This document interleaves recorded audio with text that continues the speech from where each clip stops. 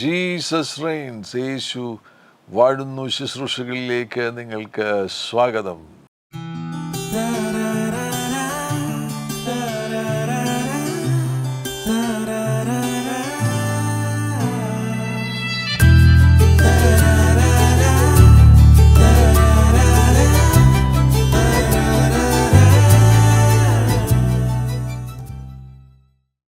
ഭൂതങ്ങളുടെ ലോകം തലക്കെട്ട് കേൾക്കുമ്പോൾ വിചിത്രമായി തോന്നും.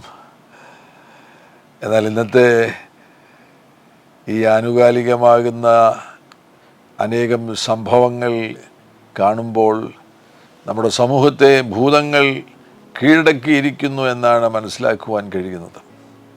അതിൽ തന്നെ യേശുക്രിസ്തുവിൽ വിശ്വസിക്കുന്നവർ ഭൂതങ്ങളെ ജയിച്ച് ജീവിക്കുവാൻ വേണ്ടി വിളിയുള്ളവരാണ്. അവരുടെ ജീവിതത്തിൽ പിശാചുക്കൾ ആക്രമണം നടത്തുന്ന ഒരു ദുഃഖകരമാകുന്ന കാര്യം ഈ പ്രത്യേക സാഹചര്യങ്ങളിൽ കണ്ടു തുടങ്ങിയിരിക്കുന്നു. അതിനാൽ ഞങ്ങൾ രണ്ടുപേരും കൂടെ, എൻ്റെ കൂടെ പാസ്റ്റർ ഷാൻ മാത്യു ഷാലു അവറുകളുണ്ട്. ഈ തലമുറയിൽ വളരെ ശക്തമായിട്ട് യുവജനങ്ങളുടെ നടുവിൽ ദൈവം ഉപയോഗിക്കുന്ന ഒരു അഭിഷക്തനാണ്.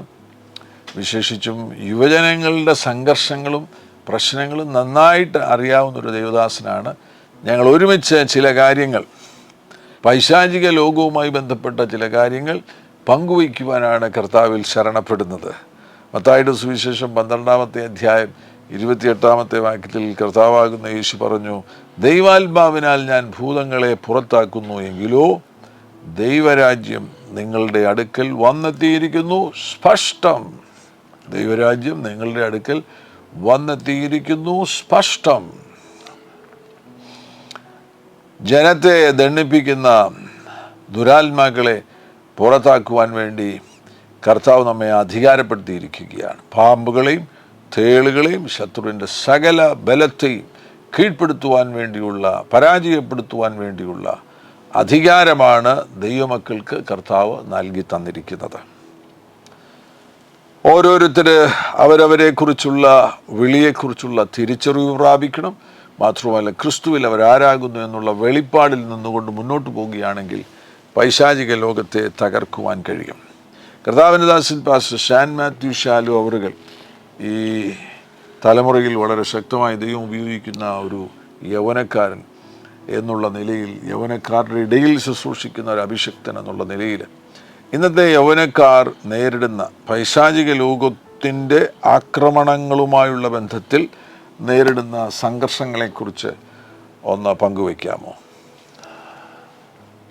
പല നിലകളിൽ ശുശ്രൂഷകളിൽ ദുരാത്മാക്കൾ ബാധിക്കപ്പെട്ടവരെ കാണുവാനും അവരെ ശുശ്രൂഷിക്കുവാനും ഒക്കെ അവസരം ലഭിച്ചതിൽ നിന്ന് സംഘർഷങ്ങൾ പോലെ വ്യക്തിപരമായ ജീവിതത്തിൽ സംഭവിച്ച കാര്യങ്ങൾ, ട്രോമകൾ, അതുപോലെ ഏതെങ്കിലും അർത്ഥത്തിൽ ചില കാര്യങ്ങൾ പരീക്ഷിക്കുവാൻ ഡ്രഗ്സ് പോലെയോ അല്ലെങ്കിൽ അശ്ലീലമായ കാര്യങ്ങൾ പോലെയോ ഒക്കെയുള്ള കാര്യങ്ങളിൽ ഇതെന്താണ്, എങ്ങനെയാണ് എന്നൊക്കെ പരീക്ഷിക്കാനും മറ്റുമൊക്കെ മുതിരുക വഴി പിശാചിന് ഹൃദയത്തിൻ്റെ, അവരുടെ ജീവിതത്തിലേക്കുള്ള പ്രവേശനത്തിന് വാതിൽ തുറന്നു കൊടുക്കുക വഴിയാണ് പൊതുവിൽ ഞാൻ മനസ്സിലാക്കിയിടത്തോളം ദുരാത്മാക്കൾ വ്യക്തികളെ ബാധിക്കുന്നതായി, അവരുടെ ജീവിതത്തിൽ പ്രവർത്തിക്കുന്നതായിട്ട് എനിക്ക് മനസ്സിലായിട്ടുള്ളത്. വാതിൽ തുറന്നു കൊടുക്കുകയാണ്. അത് നല്ല ആത്മീയ ജീവിതത്തിൽ ആയിരിക്കുന്ന ഒരു വ്യക്തി, അഭിഷേകത്തിലും കർത്താവുമായിട്ടുള്ള അടുത്ത ബന്ധത്തിൽ ആയിരിക്കുന്ന ഒരു വ്യക്തി വേണമെങ്കിൽ ചതിക്കപ്പെടുവാനുള്ള സാധ്യതയില്ലേ? നിശ്ചയമായും. കാരണം ബൈബിളിൽ പിശാചിന് ഇടം കൊടുക്കരുത് എന്ന സഭയ്ക്ക് എഴുതിയ ലേഖനത്തിൽ അപ്പസ്തലൻ പറയുമ്പോൾ വേണമെങ്കിൽ പിശാചിന് ഇടം കൊടുക്കത്തക്ക പ്രവൃത്തികളിലേക്ക് പോകുവാൻ കഴിയും. ഈ ചതിക്കപ്പെടുക എന്നുള്ളത് റോമാലേഖനം വായിക്കുമ്പോൾ 7-ാം അധ്യായത്തിലൊക്കെ പാപം നമ്മളെ ചതിക്കുന്നു. വേദപുസ്തകത്തിൽ വേറൊരു ഭാഗത്ത് പറയുന്നു, ശവങ്ങൾ ഉള്ളിടത്ത് കഴുക്കൾ കൂടും. പാപം എവിടെയുണ്ടോ അവിടെ പാപത്തെ മുതലെടുക്കുന്ന ദുരാത്മ സ്വാധീനങ്ങളും ഉണ്ടായിരിക്കും. പിന്നീട് വേറൊരു കാര്യം പരിശുദ്ധാത്മാവ് എനിക്ക് ബോധ്യപ്പെടുത്തിയത്, തുറന്നു കിടക്കുന്ന മുറിവുകൾ, ജീവിതത്തിൽ യേശുവിൽ നിന്ന് സൗഖ്യം പ്രാപിക്കാത്ത കയ്പിൻ്റെയോ മറ്റുള്ളവരോടുള്ള അവർ നേരിട്ട അനീതി നിമിത്തമൊക്കെ ആയിരിക്കാം മുറിവുകൾ, കയ്പുകൾ. കാരണം ബേൽസെബൂബ് എന്ന വാക്ക് ബൈബിളിൽ ലോർഡ് ഓഫ് ഫ്ലൈസ്, ഈച്ചകളുടെ രാജാവ് എന്ന അർത്ഥത്തിലാണ് ഉപയോഗിച്ചിരിക്കുന്നത്. ഈച്ചകൾ പൊതുവെ തുറന്നു കിടക്കുന്ന മുറിവുകളിൽ വന്നിരിക്കാറുണ്ട്, മാലിന്യങ്ങളിൽ വന്നിരിക്കാറുണ്ട്. അപ്പം നമ്മുടെ ജീവിതത്തിലെ മുറിവുകളിൽ സൗഖ്യം പ്രാപിക്കാതിരുന്നാൽ, പിശാചിന് അവകാശം പറയത്തക്ക മാലിന്യങ്ങളെ ജീവിതത്തിൽ സൂക്ഷിച്ചാൽ, അല്ലെങ്കിൽ അവയെ ജയിക്കുവാൻ ദൈവകരങ്ങളിൽ ഏൽപ്പിക്കപ്പെടാതിരുന്നാലും മറ്റുമൊക്കെ അതിനെ സാത്താൻ ഉപയോഗിക്കുവാൻ, നമ്മളെ ചതിക്കുവാൻ, നമ്മുടെ ജീവിതത്തിൻ്റെ നിയന്ത്രണത്തിലേക്ക് വരുവാനൊക്കെ ഉപയോഗിക്കുവാൻ സാധ്യതയുണ്ട്. പ്രായോഗികമായ ചില കാര്യങ്ങൾ നമുക്ക് ചിന്തിക്കാം. ഒരു യൗവനക്കാരൻ അല്ലെങ്കിൽ ഒരു യൗവനക്കാരത്തി വളരെ ആത്മീകമായിട്ട് വളർന്നുകൊണ്ടിരിക്കുന്ന സന്ദർഭത്തിൽ ഉപരിപഠനത്തിന് വേണ്ടി സ്വന്തം നാട്ടിൽ നിന്നും സ്വന്തം വീട്ടിൽ നിന്നും ഒരു ദൂരസ്ഥലത്തുള്ള മറ്റൊരു പട്ടണത്തിലേക്ക് കടന്നു പോകുന്നു. അവിടെ ചെല്ലുമ്പോൾ അവിടെ തനിക്ക് ചുറ്റുമുള്ള സുഹൃത്തുക്കൾ അവരാരും ആത്മീയരല്ല. അവർക്ക് യേശുവിനെക്കുറിച്ച് പരിമിതമാകുന്ന അറിവുകൾ മാത്രമേ ഉള്ളൂ. അങ്ങനെയുള്ള കൂട്ടുകാരുമായിട്ടൊക്കെ സംഘം ചേർന്ന് ചില നാളുകൾ കഴിയുമ്പോൾ ഈ കുട്ടി പാപത്തിലേക്ക് വീണു പോകുന്നു, അല്ലെങ്കിൽ ഒരു അഡിക്ഷനിലേക്ക് പോകുന്നു, അല്ലെങ്കിൽ ഒരു ലൈംഗിക പാപത്തിലേക്ക് വീണു പോകുന്നു. ഈ സന്ദർഭത്തിൽ ദുരാത്മാക്കൾ ഉള്ളിൽ പ്രവേശിക്കുകയില്ലേ? നിശ്ചയമായും ഇത്തരത്തിലുള്ള ഓപ്പൺ ഡോറുകൾ, വീക്ക്നെസ്സസിൽ സംഭവിക്കുന്ന വീഴ്ചകൾ, ആ വീഴ്ചകളെ ജയിക്കാൻ കഴിയാതിരിക്കുന്ന അവസരങ്ങൾ, അത്തരം അവസരങ്ങളിലൊക്കെയാണ് ഞാൻ മനസ്സിലാക്കുന്നിടത്തോളം ദുരാത്മാക്കൾ അത് സ്ട്രോങ് ആയ ഓപ്പറേഷനായി മാറുന്നതാണ് പല കുഞ്ഞുങ്ങളിലും കാണുന്നത്. അവർ പരിശുദ്ധാത്മാവ് നിറഞ്ഞവരാണ്, അഭിഷേകത്തെ കൈകാര്യം ചെയ്തിരുന്ന ആളുകളാണ്. എന്നാൽ ഇപ്പോൾ അവരുടെ ജീവിതത്തിൽ ദുരാത്മാക്കൾ പ്രവർത്തിക്കുന്നു എന്ന് പല അനുഭവങ്ങളിൽ ഞാൻ കണ്ടിട്ടുണ്ട്. അവരോടൊക്കെ സംസാരിച്ചതിൽ നിന്ന് എനിക്ക് മനസ്സിലായത്, ഇത്തരത്തിൽ അവരുടെ ജീവിതത്തിൽ പിയർ പ്രഷർ മൂലമോ അവർ ചെന്നുപെടുന്ന ഗ്രൂപ്പിൽ എക്സ്പെൽഡ് ആകാതെ ആ ഗ്രൂപ്പിനകത്ത് അവരും ചേർന്ന് നിൽക്കുവാൻ ആഗ്രഹിക്കുമ്പോൾ അവരെല്ലാം ചെയ്യുന്ന കാര്യം ഇവരും ചെയ്യാൻ നിർബന്ധിതരാകുന്ന സാഹചര്യമുണ്ട്. അതല്ല, മാതാപിതാക്കന്മാരുടെ സ്ട്രിക്റ്റായ പരിപാലനത്തിൻ്റെ ഇടയിൽ അവർക്ക് പല കാര്യങ്ങളും ചെയ്യണമെന്ന് ആഗ്രഹം ഉണ്ടായിരുന്നിട്ട് കഴിയാത്തത് സ്വാതന്ത്ര്യം ലഭിക്കുമ്പോൾ ഒന്ന് പരീക്ഷിക്കണം, അല്ലെങ്കിൽ ചെയ്യണം, അല്ലെങ്കിൽ അതിനുള്ള സ്വാതന്ത്ര്യം ഇപ്പോൾ ഉണ്ട്, ആരും അതിനെ നിയന്ത്രിക്കാനില്ല എന്ന ധാരണയിൽ അത്തരം കാര്യങ്ങളിൽ ഏർപ്പെടുന്നവരുണ്ട്. അവരുടെയൊക്കെ ജീവിതത്തിൽ സ്ട്രോങ് ആയ നിലയിൽ ഡിമോണിക് അറ്റാക്സ് ഉണ്ടാകുന്നതാണ് ഈ കഴിഞ്ഞ ദിവസങ്ങളിൽ കൂടി എനിക്ക് കാണുവാൻ സാധിച്ചത്. അവരിൽ ഭൂതങ്ങളുണ്ടെന്ന് അവർ തിരിച്ചറിയുന്നുണ്ടോ? പല ആളുകളും അങ്ങനെ തിരിച്ചറിയുന്ന ഒരു സാഹചര്യമല്ല. പിന്നെ ചില ആളുകൾ പറയാറുണ്ട്, എനിക്ക് ചെയ്യണമെന്നില്ല, പക്ഷെ ഞാനങ്ങ് ചെയ്യുകയാണ്. എനിക്ക് പോകണമെന്നില്ല, ഞാൻ പോകുകയാണ്. എനിക്കങ്ങനെ പറയണമെന്നില്ല, ഞാനങ്ങ് പറഞ്ഞു പോയി. അങ്ങനെ പല ആളുകളും അവർ പോലും അറിയാതെ പല മേഖലകളിൽ അവരുടെ നിയന്ത്രണം. ഞാനൊരു ദേവദാസൻ പറഞ്ഞത് കേട്ടത്, പാസ്റ്റർ ദേവദാസൻ പറഞ്ഞത്, അവർ പറയുന്നത് ഐ ലോസ്റ്റ് കൺട്രോൾ. അപ്പം അദ്ദേഹം പറയുകയാണ്, if you have lost your control someone else have gained it.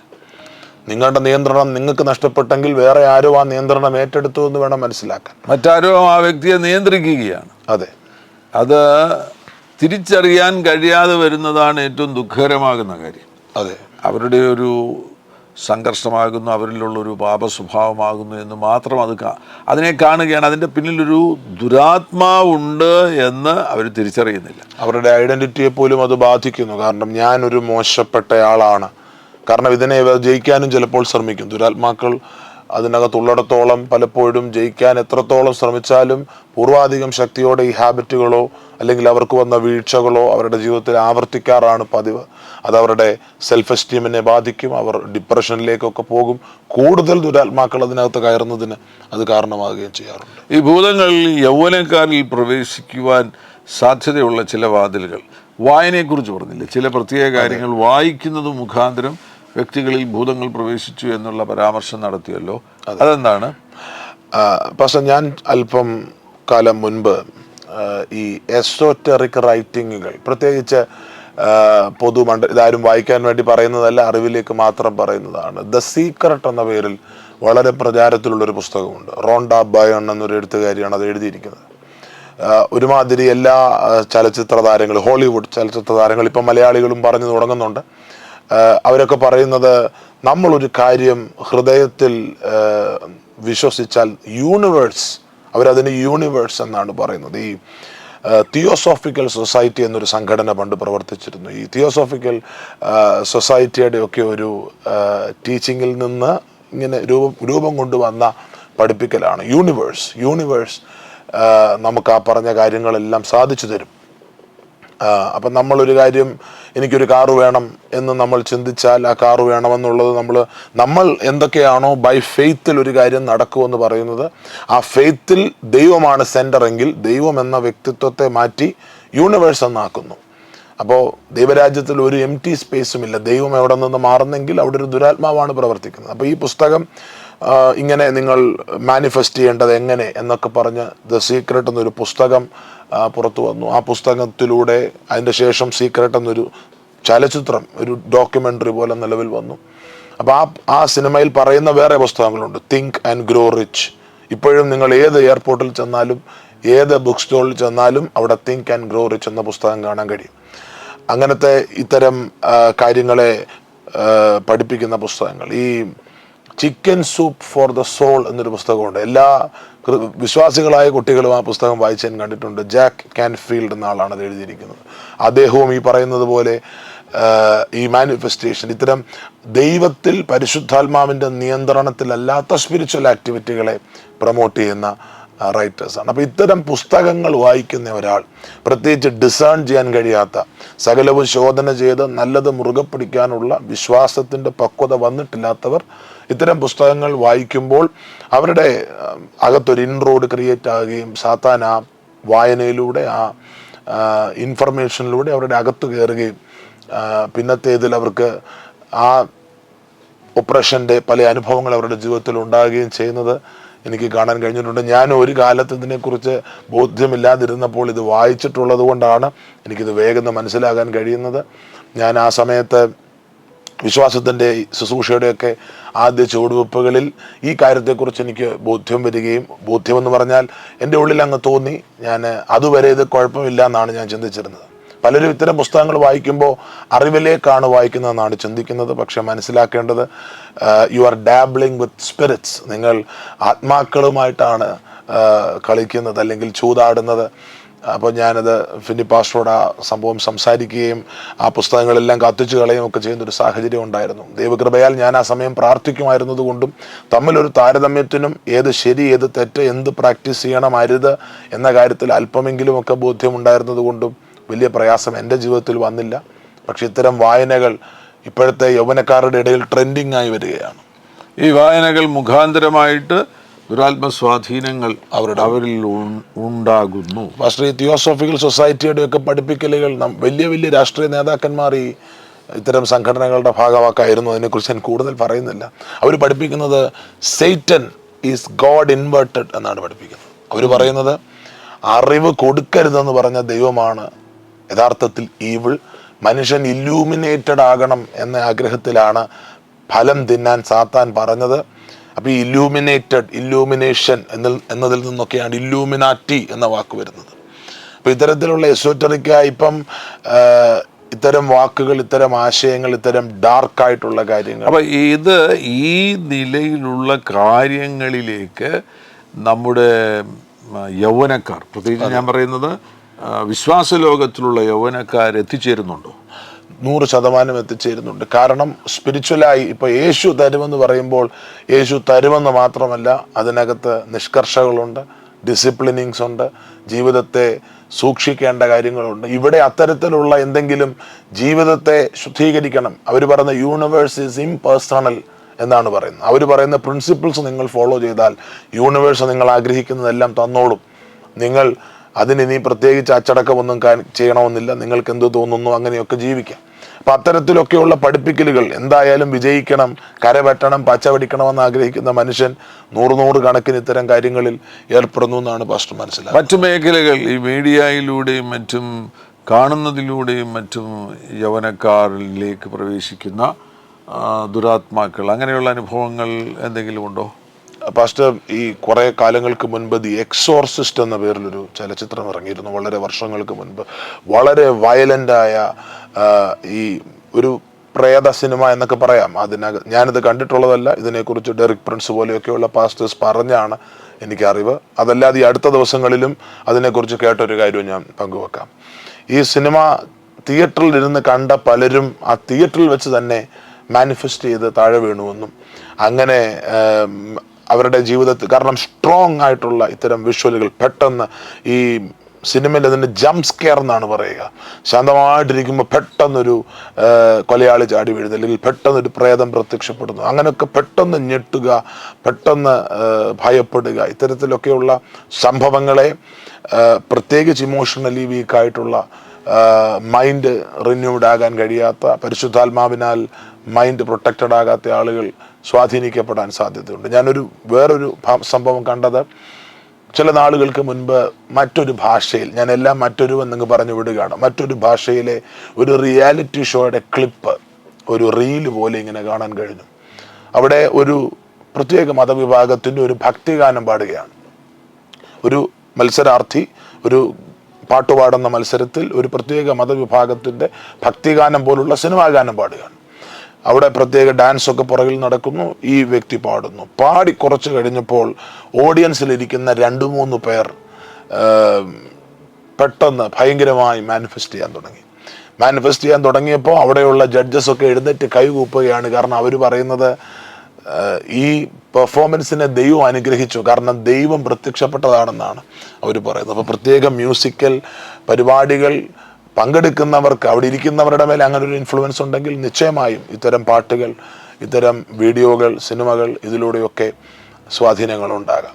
വായനയിലൂടെ, കേൾവിയിലൂടെ, സംഗീത പരിപാടികളിൽ പങ്കെടുക്കുന്നു, അപ്പോൾ കേൾക്കുന്ന സംഗീതത്തിലൂടെ, മാത്രവുമല്ല കാഴ്ചയിലൂടെ, ചില പ്രത്യേകതരം മാധ്യമങ്ങളിൽ കാണുന്ന കാര്യങ്ങൾ കാണുന്നതിലൂടെയൊക്കെ ദുരാത്മാക്കൾ മനുഷ്യരിലേക്ക് പ്രവേശിക്കുമെന്ന് വളരെ വ്യക്തമായിട്ട് നമുക്ക് മനസ്സിലാക്കുവാൻ കഴിയുന്നുണ്ട്. ഇതെല്ലാം വാതിൽ തുറന്നു കൊടുക്കുക. കർത്താവ് പറയുന്നത് വാതിൽ തുറന്നു കൊടുക്കുകയാണെന്നുണ്ടെങ്കിൽ അവൻ കയറും. അവൻ മാത്രമല്ല കയറുന്നത്, അവൻ പലരെയും കൂട്ടിക്കൊണ്ട് അസോസിയേറ്റ് ആയിട്ട് കയറും. ഒരു സംഘമായിട്ട് അവർ കയറിയാൽ അവർ ആ വ്യക്തിയുടെ അവസ്ഥകളെ മുഴുവൻ താറുമാറാക്കി തൻ്റെ ജീവിതത്തെ ദുരിതപൂർണമാക്കും. അപ്പോൾ ഇതിൽ ഈ സമയങ്ങളിൽ ഇതിപ്പോൾ യൗവനക്കാരിൽ മാത്രമല്ലല്ലോ, ഈ പ്രായമുള്ളവരിൽ പോലും ഇങ്ങനെയുള്ള കാര്യങ്ങൾ കാണാൻ കഴിയുന്നുണ്ട്. അതെ, അവരിൽ പോലും ചില പ്രത്യേക സമയത്ത് രോഗമെന്നും പറഞ്ഞായിരിക്കും ചിലപ്പോൾ പ്രാർത്ഥനയ്ക്ക് വരുന്നത്, പക്ഷേ പെട്ടെന്ന് അവരിൽ ഒരു പൈശാചിക ശക്തി വെളിപ്പെടുന്നതായിട്ട് കാണുവാൻ കഴിയുന്നു. അപ്പോൾ അത് ഈ പറഞ്ഞ കയ്പ്, നീരസം, അൺഫോർഗീവ്നെസ്, ഇത്തരത്തിലുള്ള കാര്യങ്ങളും മുറിവുകളുമൊക്കെ വെച്ചുകൊണ്ടിരിക്കുന്നത് കൊണ്ടും അത്തരത്തിലുള്ളവരിൽ, ആ പ്രായത്തിലുള്ളവരിൽ ദുരാത്മാക്കളുടെ പ്രവേശനമുണ്ടാകും. അതിനെക്കുറിച്ച് ഒന്ന് വിശദീകരിക്കാമോ?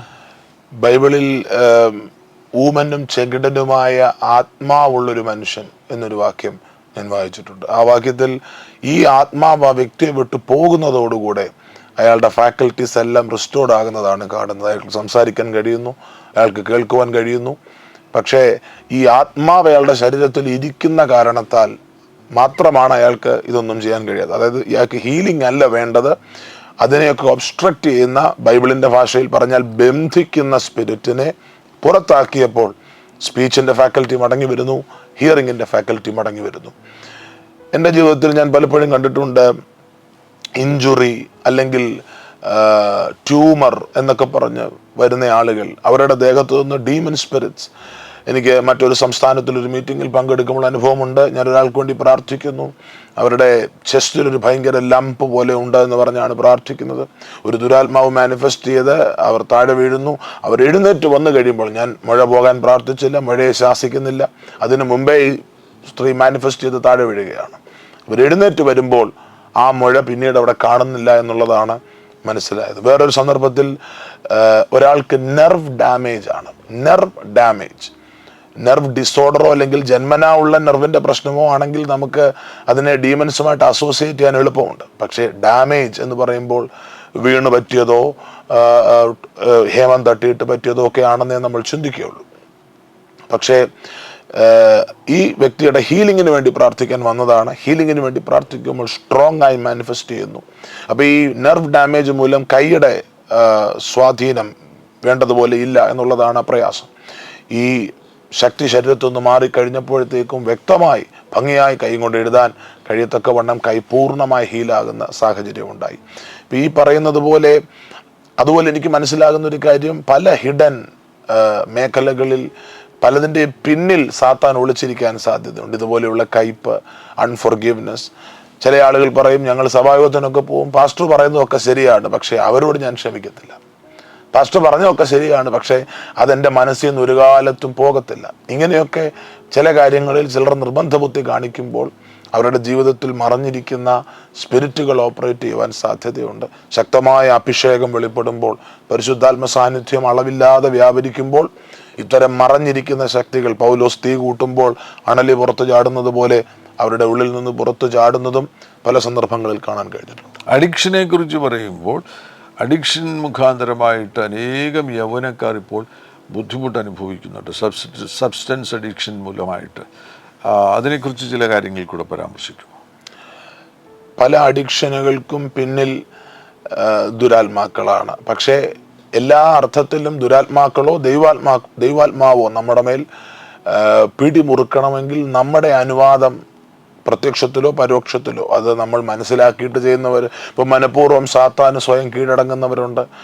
ഇത് ചെയ്താലും കുഴപ്പമില്ല എന്ന് പറഞ്ഞ് ചെയ്യുന്ന ആളുകളുണ്ട്.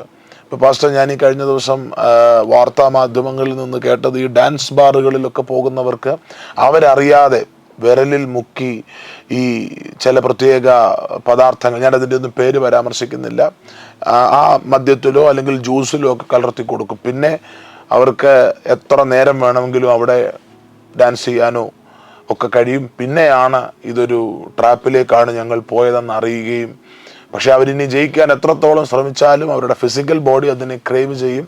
ആ ക്രേവിങ്ങിനെ പിശാച് ഭയങ്കരമായിട്ട് ആക്സിലറേറ്റ് ചെയ്യുന്ന അല്ലെങ്കിൽ പുഷ് ഫോർവേഡ് ചെയ്യുന്ന അനുഭവങ്ങൾ പലരിലും കണ്ടിട്ടുണ്ട്. മിക്കവാറും ഒക്കെ അഡിക്ഷനുകൾ അത് റീഹാബ് കൊണ്ടുപോലും മാറത്തില്ല എന്ന് പറയുന്നത് ഡെലിവറൻസുകൾ നടക്കുമ്പോൾ. പക്ഷെ ഞാൻ കണ്ടിട്ടുണ്ട് പഞ്ചാബിലൊക്കെ ഉള്ള ദേവദാസന്മാർ അഡിക്ഷൻ്റെ ആത്മാവ്, ഡ്രഗ്സിൻ്റെ ആത്മാവ് എന്നൊക്കെ പേരെടുത്ത് ശാസിക്കുന്ന സമയത്ത് ആളുകളുടെ മേത്തുനിന്ന് ദുരാത്മാക്കൾ, ദേഹത്തു നിന്ന് ദുരാത്മാക്കൾ മാറുകയും അവർ ആ അഡിക്ഷനിൽ നിന്ന് പൂർണ്ണമായി സ്വതന്ത്രരാകുകയും ചെയ്യുന്ന അനുഭവങ്ങൾ കണ്ടിട്ടുണ്ട്. അതുകൊണ്ട് മിക്കവാറുമൊക്കെ ദുരാത്മാക്കൾ ഇതിന്റെ പിന്നിൽ ഉണ്ടാകാം എന്നുള്ളതാണ്. അഡിക്ഷന്റെ പിന്നിൽ 100% ദുരാത്മാക്കളുണ്ട്. അഡിക്ഷന്റെ പിന്നിലുള്ള ദുരാത്മ സ്വാധീനം എന്ന് പറയുന്നത് ഒരു സാധാരണ നിലവാരത്തിൽ നിന്ന് അപ്പുറത്തേക്ക് പോകും. ഇവർ ഈ സബ്സ്റ്റൻസ് എടുക്കുന്നുണ്ടെങ്കിൽ ആ സബ്സ്റ്റൻസ് മുഖാന്തരമായിട്ട് ബ്രെയിനാണല്ലോ സ്വാധീനിക്കപ്പെടുന്നത്. ആ സ്വാധീനിക്കപ്പെടുന്ന ബ്രെയിൻ സ്വാധീനിക്കാത്ത ശരീരത്തിലെ ഒരു ഭാഗവും ഇല്ലല്ലോ. അപ്പോൾ ട്രില്യൺസ് ഓഫ് സെല്ലുകൾ ചേർന്നാണ് നമ്മുടെ ശരീരം എന്ന് പറയുന്നത്. ഈ ട്രില്യൺസ് ഓഫ് സെല്ലുകളിലേക്ക് ഇതിൻ്റെ സ്വാധീനം പോകും. ഈ കഴിക്കുന്ന വസ്തുവിൻ്റെ സ്വാധീനം ട്രില്യൺസ് ഓഫ് സെല്ലുകളിലേക്ക് പോവുകയാണ്. ആ ട്രില്യൺസ് ഓഫ് സെല്ലുകളിലേക്ക് ഈ കഴിക്കുന്ന വസ്തുവിൻ്റെ സ്വാധീനം പോകുമ്പോൾ പിശാചിന് ഏകദേശം ഈ വ്യക്തിയുടെ ട്രില്യൺസ് ഓഫ് സെല്ലുകളിൽ സ്വാധീനം ലഭിക്കുകയാണ്. അതാണ് സാധാരണ ഇപ്പോൾ ഒരു നെഞ്ചുവേദനയുടെ പിന്നിൽ പ്രവർത്തിക്കുന്ന ദുരാത്മാവും നടുവേദനയുടെ പിന്നിൽ പ്രവർത്തിക്കുന്ന ദുരാത്മാവും ഡ്രഗ്സിൻ്റെ പിന്നിൽ പ്രവർത്തിക്കുന്ന ദുരാത്മാവും തമ്മിലുള്ള വ്യത്യാസം എന്ന് പറയുന്നത്. ഇപ്പോൾ നടുവേദനയുടെ പിന്നിൽ പ്രവർത്തിക്കുന്ന ദുരാത്മാവ് എന്ന് പറയുന്നത് ഒരു സ്പെസിഫിക് ആയിട്ടുള്ള സ്ഥലത്ത് അതങ്ങ് ഇരിക്കുകയാണ്. അതിനെ നമുക്ക് പെട്ടെന്ന് അങ്ങ് ഇറക്കി വിടാം. അതെ, യേശുവിൻ നാമത്തിൽ ഇറങ്ങിപ്പോകുമെന്ന് പറഞ്ഞു കഴിഞ്ഞാൽ അത് ഇറങ്ങിപ്പോകും. എന്നാൽ ഈ ഡ്രഗ്സ് മുഖാന്തരം ഈ വ്യക്തിയുടെ ട്രില്യൺസ് ഓഫ് സെല്ലുകളിലേക്ക് ഈ ദുരാത്മാവ് വ്യാപരിച്ചിരിക്കുന്നതിനാൽ ഈ വ്യക്തിയുടെ അതേ സൈസിൽ തന്നെ ഈ ദുരാത്മാവ് ഈ വ്യക്തിയിൽ വാസം ചെയ്യുകയാണ്. ആ ഫുൾ ബോഡിയിൽ ഈ ദുരാത്മാവ് വാസം ചെയ്യുകയാണ്. ഇത് എൻ്റെ ശുശ്രൂഷ അനുഭവത്തിൽ നിന്നാണ് ഞാനിത് പറയുന്നത്. അപ്പോൾ ആ ദുരാത്മാവ് ആ വ്യക്തിയിൽ നിന്ന് ഇറങ്ങിപ്പോകുമ്പോൾ ഏതാണ്ട് ഈ വ്യക്തിയെ പോലെ തന്നെയുള്ള ഒരു കറുത്ത രൂപമാണ് ഇറങ്ങിപ്പോകുന്നത്. വ്യത്യസ്തമാകുന്ന ദുരാത്മ സ്വാധീനങ്ങൾ ഡ്രഗ്സിൻ്റെ പിന്നിലുണ്ട്. അത് ചിലപ്പോൾ വ്യത്യസ്ത രൂപങ്ങളിലായിരിക്കും. ചിലത് പാമ്പുകളുടെ രൂപത്തിലായിരിക്കും ആ വ്യക്തിയിൽ വാസം ചെയ്യുന്നത്. ചിലപ്പോൾ ചിലത് വന്യമൃഗങ്ങളുടെ രൂപത്തിലായിരിക്കും ആ ശരീരത്തിൽ വാസം ചെയ്യുന്നത്. ചില വ്യക്തികളിൽ ആ വ്യക്തിയെ പോലെ തന്നെയുള്ള ഒരു രൂപമായിട്ട് ആ പിശാചങ്ങ് മാറിയിരിക്കുകയാണ്. ആ കറുത്ത രൂപം ഇറങ്ങിപ്പോകുമ്പോൾ, ആ ട്രില്യൺസ് ഓഫ് സെല്ലുകളിൽ നിന്ന് ഇറങ്ങിപ്പോകുമ്പോൾ മാത്രമേ ഈ വ്യക്തിക്ക് പൂർണ്ണമായിട്ടും സ്വാതന്ത്ര്യം ലഭിക്കുകയുള്ളൂ. അതാണ് അഡിക്ഷനെ കുറിച്ച് കർത്താവിന്റെ ദാസൻ പറഞ്ഞപ്പോൾ ഈ അതിനുവേണ്ടിയുള്ള പ്രത്യേകമാകുന്ന സ്ഥലങ്ങളിൽ അതിൽ നിന്നുള്ള അഡിക്ഷൻ മാറാൻ വേണ്ടിയുള്ള ശുശ്രൂഷകൾക്ക് വിധേയമാകുന്ന ആ സ്ഥലങ്ങളിൽ പോലും അവിടെ പോയി അതിൻ്റെ ഡി അഡിക്ഷൻ സെൻറ്റേഴ്സിന് പോലും ഈ വ്യക്തിയെ പൂർണ്ണമായിട്ടും സ്വതന്ത്രനാക്കാൻ കഴിയത്തില്ല. ഒരുപാട് കാര്യങ്ങൾ അവർ ചെയ്യുന്നുണ്ട്, നല്ല കാര്യങ്ങൾ ചെയ്യുന്നുണ്ടെങ്കിൽ പോലും ഇതിൻ്റെ പിന്നിലുള്ള ആ പിശാച് പോയെങ്കിൽ മാത്രമേ ആ വ്യക്തി പൂർണ്ണമായിട്ടും സ്വതന്ത്രനായിത്തീരുകയുള്ളൂ. ഈ സമയങ്ങളിൽ വളരെ നിങ്ങൾ പ്രാർത്ഥിക്കണം. പ്രത്യേകിച്ചും നിങ്ങൾ കർത്താവുമായി ബന്ധമുള്ളവരാകുന്നുവെങ്കിൽ നിങ്ങൾ പ്രത്യേകമായി പ്രാർത്ഥിക്കണം. ഒരു വല്ലാത്ത ലോകത്തിലാണ് നമ്മളിപ്പോൾ ജീവിക്കുന്നത്. ഭൂതങ്ങൾ വല്ലാതെ ആക്രമണം നടത്തുന്ന ഒരു ലോകത്തിലാണ് നമ്മൾ ജീവിക്കുന്നത്. അവിടെ യേശുക്രിസ്തുവിൽ നിങ്ങൾ ആരാകുന്നു എന്നുള്ള ആ വലിയ തിരിച്ചറിവോടുകൂടെ ജീവിക്കണമെന്ന് പരിശുദ്ധാത്മാവ് നമ്മെ ഓർപ്പിക്കുന്നു. ലൂക്കോസിൻ്റെ സുവിശേഷത്തിൽ നമുക്ക് പരിചിതമാകുന്ന വാക്യമാണ് 10-ാമത്തെ അധ്യായം അതിൻ്റെ 19-ാമത്തെ വാക്യം. പാമ്പുകളെയും തേളുകളെയും ശത്രുവിൻ്റെ സകല ബലത്തെയും ചവിട്ടുവാൻ ഞാൻ നിങ്ങൾക്ക് അധികാരം നൽകുന്നു, ഒന്നും നിങ്ങൾക്ക് ഒരിക്കലും ദോഷം വരുത്തുകയുമില്ല. ഇവിടെ ഈ സബ്ജക്റ്റ് എന്നുള്ള വാക്ക് ഇതെല്ലാം നമ്മുടെ സബ്ജക്ഷനിലാണ്. ഇതിനെയെല്ലാം ചവിട്ടാനുള്ള അധികാരം, ആ വാക്ക് ശ്രദ്ധിക്കണം. ചവിട്ടുക എന്ന വാക്ക് ഇവിടെ സബ്ജക്ഷൻ എന്നുള്ള ഇംഗ്ലീഷിൽ ഇതിനെയെല്ലാം നമ്മുടെ സബ്ജക്ഷനിൽ കൊണ്ടുവന്നിരിക്കുകയാണ്. ആ സബ്ജക്ഷന് വേണ്ടി ഉപയോഗിച്ചിരിക്കുന്ന യവനായ ഭാഷയിലെ ആ വാക്കിൻ്റെ അർത്ഥമെന്ന് പറയുന്നത്, യുദ്ധമെന്ന് പറയുന്നത് മുഖാമുഖമല്ല. പൈശാചിക ലോകവുമായിട്ട് അഭിഷേകമുള്ളവർ യുദ്ധം ചെയ്യുന്നത് മുഖാമുഖമല്ല. ഈ യുദ്ധമെന്ന് പറയുന്നത് നിങ്ങളുടെ കാലിൻ്റെ കീഴിലാകുന്നു അവനായിരിക്കുന്നത്. നിങ്ങളുടെ തലയായിട്ട്, ശരീരത്തിൻ്റെ തലയായിട്ട് ക്രിസ്തുവും, ക്രിസ്തുവിൻ്റെ ശരീരമാകുന്ന സഭയും, സഭയുടെ കാൽക്കീഴെയാകുന്നു പിശാചിൻ്റെ ലോകവുമായിരിക്കുന്നത്. അതുകൊണ്ട് മുഖാമുഖമല്ല യുദ്ധം, കാലുകൊണ്ട് കീഴ്പ്പെടുത്തുവാൻ കഴിയുന്ന ഒരു സ്ഥലത്താണ് അവനായിരിക്കുന്നത്. അവനെ പിടിച്ചാരും തലയെ വയ്ക്കരുത്. വ്യക്തിപരമായിട്ട് തെറ്റിദ്ധരിക്കപ്പെട്ട് ഇത് മുഖാമുഖമാകുന്നു, അവൻ ആക്രമിച്ച് നമ്മളെ കീഴ്പ്പെടുത്തുമെന്നുള്ള ആ ഒരു ചിന്തയിൽ അവനെ പിടിച്ചാരും തലയിൽ വെക്കരുത്. അവനായിരിക്കുന്നത് കാൽക്കീഴയാകുന്നു എങ്കിൽ അധികാരം, അവിടെ അഭിഷേകമുള്ളവർക്ക് അധികാരമുണ്ട്. ആ അധികാരം ഉപയോഗിക്കുകയാണ് എങ്കിൽ ഈ പൈശാചിക ലോകത്തെ നിങ്ങൾക്ക് നിസ്സാരമായി കീഴ്പ്പെടുത്തുവാൻ കഴിയും. അഭിഷേകമുള്ളവർക്ക്, യേശുക്രിസ്തുവിൽ വിശ്വസിക്കുന്നവർക്ക് ഈ പൈശാചിക ലോകത്തെ ഭൂതങ്ങളെ നിഷ്പ്രയാസം കീഴ്പ്പെടുത്തുവാൻ കഴിയും. ആ അധികാരം ഉപയോഗിക്കുക, വിജയികളായി ജീവിക്കുക. ഞങ്ങൾ ഒരുമിച്ച് നിങ്ങൾക്ക് വേണ്ടി പ്രാർത്ഥിക്കുവാൻ പോകുന്ന കർത്താവിൻ്റെ ദാസൻ നിങ്ങൾക്ക് വേണ്ടി പ്രാർത്ഥിക്കുന്നതായിരിക്കും. പിതാവേ, ഞങ്ങൾ ഒരുമിച്ച് യേശുവിൻ നാമത്തിൽ പ്രാർത്ഥിക്കുന്നു. ഈ സമയം ഞങ്ങൾ കേട്ടതായ എല്ലാ കാര്യങ്ങളും അങ്ങയുടെ ജനത്തിൻ്റെ ആത്മീക ജീവിതത്തിൽ അവർക്ക് പ്രകാശത്തിനും രൂപാന്തരത്തിനും കാരണമായി തീരുവാൻ പ്രാർത്ഥിക്കുന്നു. പ്രത്യേകാൽ ദുരാത്മസ്വാധീനത്തിലായിരിക്കുന്നവർ അവരങ്ങനെ അറിഞ്ഞോ അതല്ല അവരറിയാതെയോ ഏതെങ്കിലും മേഖലകളിൽ അവരുടെ ജീവിതത്തെ സാത്താൻ നിയന്ത്രിക്കുകയും അവരുടെ ജീവിതത്തിൻ്റെ താളം തെറ്റിക്കുകയും ചെയ്യുന്ന അനുഭവങ്ങൾ ഉണ്ടെങ്കിൽ ഈ കേൾക്കപ്പെടുന്ന വചനം അവരുടെ ഹൃദയത്തിൽ പ്രകാശമായി തീർന്നിട്ട് അവർ പരിശുദ്ധാത്മാവിന് വിധേയപ്പെടുകയും യേശുവിൻ നാമത്തിൽ ആ ശക്തികളിൽ നിന്നും സ്വാധീനങ്ങളിൽ നിന്നും ഇപ്പോൾ സ്വതന്ത്രരാകുകയും ചെയ്യുവാനായി ഞങ്ങൾ പ്രാർത്ഥിക്കുന്നു. അവരുടെ ജീവിതത്തിൽ കർത്താവിന്റെ കർത്തൃത്വം വെളിപ്പെട്ടു വരട്ടെ. യേശുവിന്റെ റൈച്ചസായ കർത്തൃത്വമല്ലാത്ത എല്ലാ ഊഴിയ വിചാരകന്മാരെയും എല്ലാ പൈശാചിക ശക്തികളെയും ഞങ്ങൾ ഒരുമിച്ച് യേശുവിൻ നാമത്തിൽ റിബ്യൂക്ക് ചെയ്യുന്നു. ജീവിതങ്ങൾ സ്വതന്ത്രരായി തീരട്ടെ. കർത്താവെ, ഇങ്ങനെ ഒരു ലോകമുണ്ടെന്ന് തിരിച്ചറിയാതെ എല്ലാത്തിനും ഒരു സ്വാഭാവികമായ നാച്ചുറലായ കാരണം അന്വേഷിക്കുന്ന പലരിലും മറഞ്ഞിരിക്കുന്ന അവരെ ചതിക്കുന്ന ദുരാത്മാക്കളെ തിരിച്ചറിയുവാൻ ഈ ഞങ്ങളുടെ ഈ സംഭാഷണം കാരണമാക്കണമേ എന്ന് പ്രാർത്ഥിക്കുന്നു. യേശുവിൻ നാമത്തിൽ തന്നെ. ആമേൻ. ഹല്ലേലൂയ. Glory to Jesus. ഹല്ലേലൂയ. ഈ എപ്പിസോഡ് കാണുവാൻ നിങ്ങൾ കാണിച്ച സന്മനസ്സിനെ പ്രത്യേകമായി അഭിനന്ദിക്കുന്നു. ഈ ആലോചനകൾ നിങ്ങൾ തീർച്ചയായിട്ടും നിങ്ങളുടെ സുഹൃത്തുക്കളുമായിട്ട് പങ്കുവയ്ക്കണം. ഈ ചാനൽ ഇതുവരെയും സബ്സ്ക്രൈബ് ചെയ്തിട്ടില്ല എങ്കിൽ വിനയപുരസ്സരം ഓർപ്പിക്കുന്നു, സബ്സ്ക്രൈബ് ചെയ്യുക. കർത്താവാകുന്ന യേശു നിങ്ങളുടെ കൂടെയിരിക്കും. God bless you. ആമേൻ. ഞങ്ങൾ പുതുതായി ആരംഭിച്ചിരിക്കുന്ന WhatsApp channel, Malayalam WhatsApp channel follow ചെയ്യുവാൻ വിനയപുരസ്സരം അപേക്ഷിക്കുന്നു. ഞങ്ങളുടെ എല്ലാ മലയാളം വീഡിയോസും ഈ വാട്സപ്പ് ചാനലിൽ ലഭ്യമായിരിക്കും. ഫോളോ ചെയ്യുവാൻ ആഗ്രഹിക്കുന്നവർക്ക് ലിങ്ക് അയച്ചു തരുന്നതായിരിക്കും. സ്ക്രീനിൽ കാണുന്ന ഫോൺ നമ്പറിൽ ഒരു സന്ദേശം അയയ്ക്കുക. ഈ ചാനൽ നിങ്ങൾക്ക് തീർച്ചയായിട്ടും വലിയൊരു അനുഗ്രഹമായി തീരും.